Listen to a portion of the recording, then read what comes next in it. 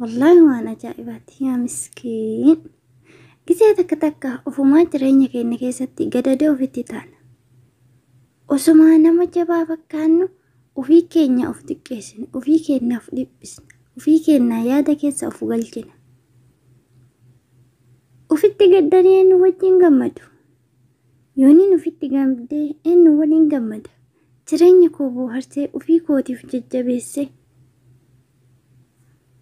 وفي كوتي في ججبيسي نما غاري تهو يادا بالي وسو نمني نججبيسي نما غاري نقودو متي وفي كوتي ججبادي نما غاري تهو دمالي jireenyi lafa irraa bu'aa bayii qabdi.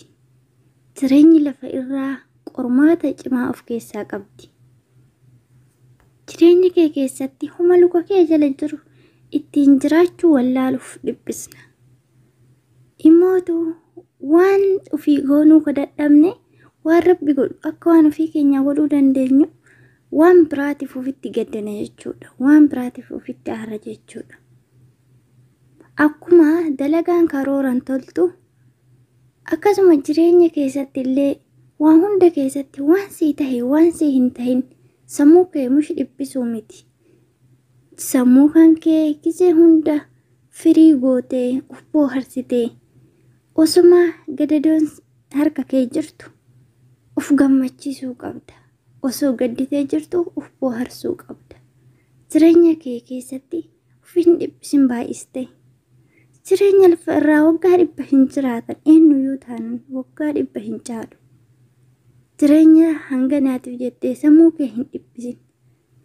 Namoota gad waan hin taane hamaa hin yaadin. Yeroo hunda namootaaf waan khayriyaati. Waan gaggaarii akka ofii keetii of jaalattu sanitti hiriyaa kee nama keetiin jaaladhu. Waan ofii keetii jibbitu san namaan hin jaalatin. Kanaafu waan hunda qormaata lafa irraa kana keessa darbuudhaaf akkuma dalagaan karoora malee hin tolletti waan hunda keessatti achii mataan kee obsa qabaachuudha. Obsa qabaachuudha ilmi namaa kafiidhatti bahu. Waan hunda gootee baddaala gabaatee hojjettee biyya keessa deemtee biyya alaa deemtee biyya keessa teette yooniin sii tahe yoonin haajan sunis sii tahuu baate yoo hundumarratti obsa qabaatteedhaati.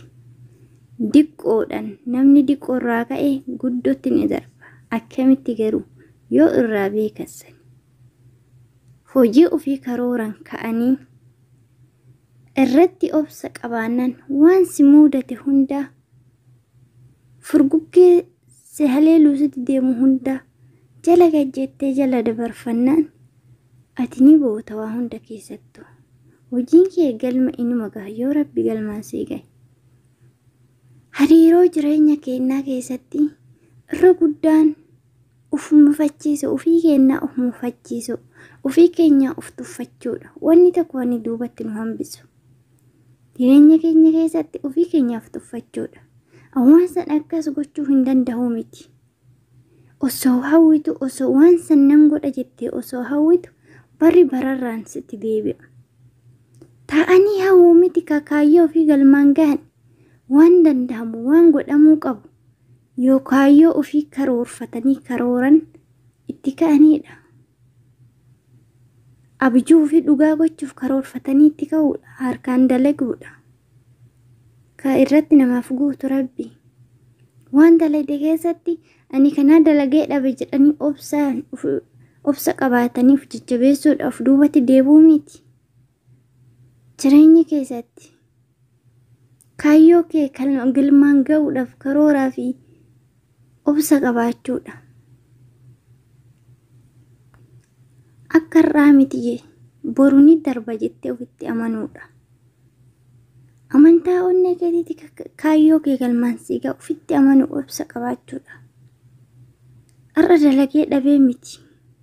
Borus nan dalaga jedhii karoorfadhu.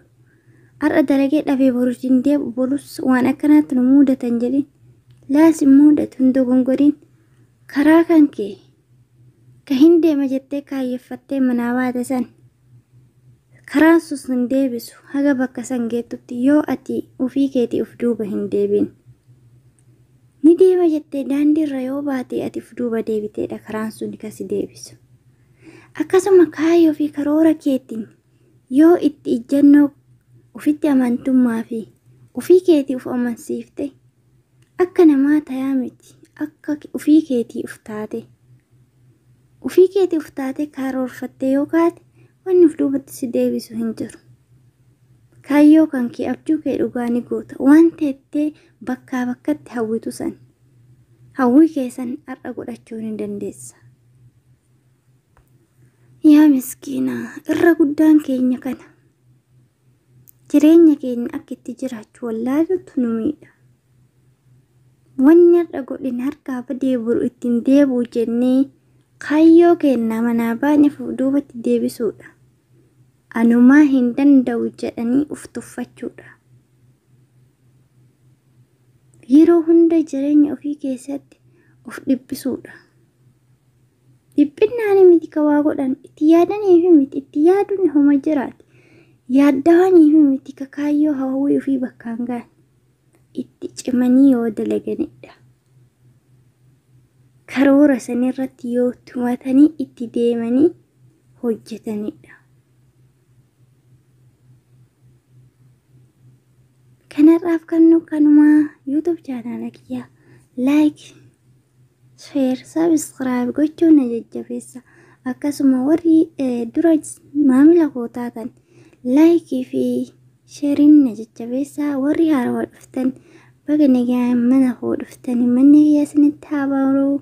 Sena like subscribe gochuun na jajjabeessa. Mallattoo notification diimaa irraa gama gurraachatti jijjiira. Isinin jedhaa horaa bulaa deebama.